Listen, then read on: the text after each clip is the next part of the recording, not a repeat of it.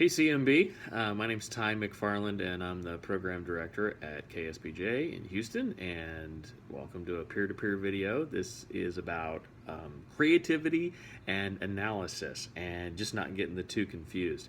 I was thinking about some of the lessons I've learned over my career with some very smart people who have shown me the boundary of analysis and the boundaries of creativity.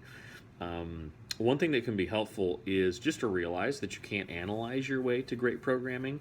You need to analyze and think strategically about your programming, and then you need to be creative past that point and realize that you can't analyze your way to creativity. One example would probably be in the early days of PPM, a lot of the analytical folks were looking at the meters, and they saw that the more talking that you had on the radio station, the more the ratings went down. And so the logical thing is to go, okay, take more talk off the radio station and the ratings will go up. And that probably computes rationally, but as you may have seen and heard, it doesn't actually put anything on the radio station that is worth tuning in for.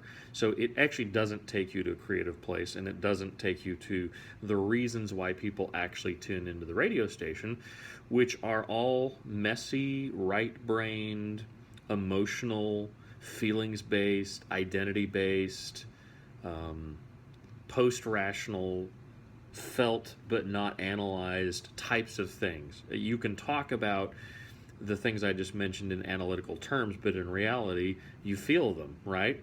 How you feel about yourself, your values, your beliefs, a lot of the things we talk about when we program a radio station.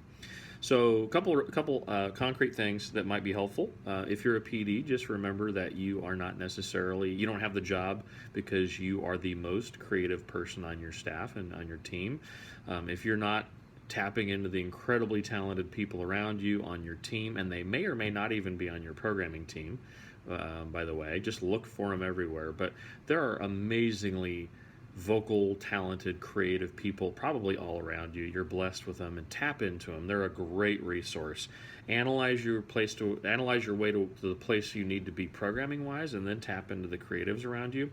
And the last thing here is check out the Entre Leadership podcast. A friend of mine just recommended it to me. There's a guest on there named Kelly Leonard recently, who is one of the founding principals of Second City, which is a comedy club out of Chicago.